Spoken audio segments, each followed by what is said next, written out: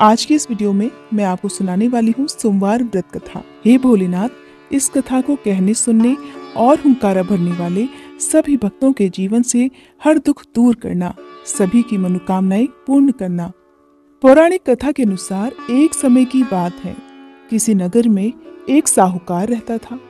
उसके घर में धन की कोई कमी नहीं थी, लेकिन उसकी कोई भी संतान नहीं थी। इस कारण वो बहुत दुखी था।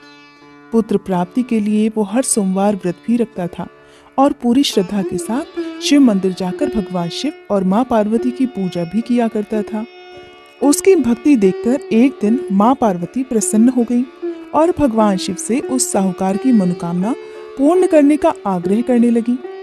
देवी पार्वती की इच्छा सुनकर भगवान शिव ने कहा कि हे पार्वती, इस संसार में हर प्राणी को उसके कर्मों का फल मिलता है और जिसके भाग्य में जो हो उसे भोगना ही पड़ता है। लेकिन पार्वती जी ने साहूकार की भक्ति का मान रखने के लिए उसकी मनोकामना पूर्ण करने की इच्छा प्रकट की।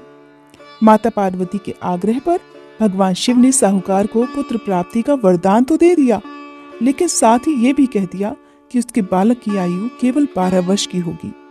माता पार्वती और भगवान शिव के बीच इस संवाद को वो साहूकार सुन रहा था। उसे ये बात सुनकर ना तो खुशी हुई और ना ही दुख, बल्कि वो पहले की तरह भगवान शिव की पूजा करता रहा और उपवास भी रखता रहा। कुछ समय के बाद साहूकार के घर एक पुत्र का जन्म हुआ। जब वह बालक 11 वर्ष का हुआ तो उसे पढ़ने के लिए काशी भेज दिया गया। साहूकार ने पुत्र के मामा को बुलाकर उसे बहुत सारा धन दिया और कहा कि तुम इस बालक को काशी विद्या प्राप्ति के लिए लेकर जाओ और रास्ते में यज्ञ भी कराते जाना।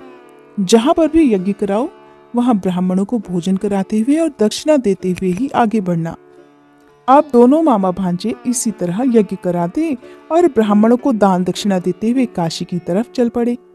रास्ते में एक नगर पड़ा, जहां नगर के राजा की कन्या का विवाह था। लेकिन जिस राजकुमार से उसका विवाह होने वाला था वो एक आंख से काना था। राजकुमार के पिता ने अपने पुत्र के काना होने की बात को छुपाने के लिए एक चाल सोची। साहूकार के पुत्र को देखकर उसके मन में एक विचार आया। उसने सोचा, क्यों न इस लड़के को दूल्हा बनाकर राजकुमारी से विवाह करा दूं। विवाह के बाद इसको धन देकर विदा कर दूंगा और राजकुमारी को अपने नगर ले जाऊंगा। लड़के को दूल्हे के वस्त्र पहनाकर राजकुमारी से विवाह करा दिया गया। लेकिन साहूकार का पुत्र ईमानदार था, उसे ये बात बिल्कुल ठीक नहीं लगी। उसने अवसर पाकर मंडप में ही राजकुमारी के चुन्नी के पल्ले पर लिख दिया कि तुम्हारा विवाह तो मेरे साथ हुआ है, लेकिन जिस राजकुमार के संग तुम्हें भेजा जाएगा वो एक आंख से काना है। मैं तो काशी पढ़ने जा रहा हूँ। जब राजकुमारी ने चुन्नी पर लिखी बातें पढ़ी तो उसने अपने माता पिता को ये बात बताई। तब राजा ने अपनी पुत्री को विदा नहीं किया, जिससे बारात बिना दुल्हन के ही वापस चली गई। दूसरी ओर साहूकार का लड़का और उसका मामा काशी जा पहुंचे। वहां जाकर उन्होंने यज्ञ किया। जिस दिन लड़के की आयु 12 साल की हुई उस दिन भी यज्ञ रखा गया। लड़के ने अपने मामा से कहा, मामा, आज मेरी तबीयत कुछ ठीक नहीं है। मामा ने कहा कि तुम अंदर जाकर सो जाओ। शिव जी के वरदान अनुसार कुछ ही देर में उस बालक के प्राण निकल गए। मृत भांजे को देखकर उसके मामा ने विलाप करना शुरू कर दिया। संयोगवश उसी समय शिव जी और माता पार्वती उधर से जा रहे थे। माता पार्वती ने भगवान शिव से कहा, हे स्वामी, मुझे इस व्यक्ति के रोने का स्वर सहन नहीं हो रहा। आप कृपया इस व्यक्ति के कष्ट को अवश्य दूर करिए। जब भगवान शिव मृत बालक के पास गए तो कहने लगे कि ये तो उसी साहूकार का पुत्र है जिसे मैंने 12 वर्ष की आयु का वरदान दिया। हे देवी पार्वती, अब इस बालक की आयु पूरी हो चुकी है। लेकिन ममता से विभोर होकर माता पार्वती जी कहने लगी, हे महादेव, आप तो सभी के दुख दूर करते हैं, अपने भक्तों की मनोकामनाएं पूर्ण करते हैं। कृपया आप इस बालक को दीर्घायु होने का वरदान प्रदान करें, अन्यथा इसके वियोग में तो इसके माता पिता भी तड़प तड़प कर मर जाएंगे। माता पार्वती के आग्रह पर भगवान शिव ने उस लड़के को पुनर्जीवन होने का वरदान दे दिया। भगवान शिव की कृपा से वह लड़का जीवित हो गया। शिक्षा समाप्त करके लड़का अपने मामा के साथ वापस अपने नगर की ओर चल दिया। दोनों चलते हुए उसी नगर में जा पहुंचे जहां उसका विवाह हुआ था।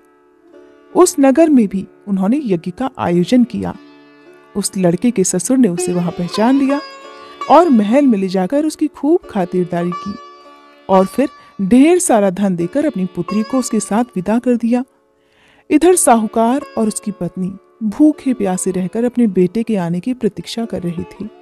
उन्होंने प्रतिज्ञा ले रखी थी कि यदि उन्हें अपने बेटे की मृत्यु का समाचार मिला तो वो भी प्राण त्याग देंगे। परंतु अपने बेटे के जीवित होने का शुभ समाचार पाकर वे बहुत प्रसन्न हुए। उसी रात को भगवान शिव ने व्यापारी के स्वप्न में आकर कहा, हे श्रेष्ठी, मैंने तेरे सोमवार के व्रत करने और व्रत कथा सुनने से प्रसन्न होकर तेरे पुत्र को लंबी आयु प्रदान की है। और इस प्रकार जो भी भक्त सच्चे मन से सोमवार का व्रत रखता है या इस कथा को सुनता है और पढ़ता है, उसके सभी दुख भगवान शिव दूर कर देते हैं और सभी मनोकामनाएं भी पूर्ण कर देते हैं। हे भोलेनाथ, जिस तरह से आपने साहूकार के दुख को दूर किया, उसी तरह से इस कथा को सुनने वाले सभी भक्तों के दुख दूर करना।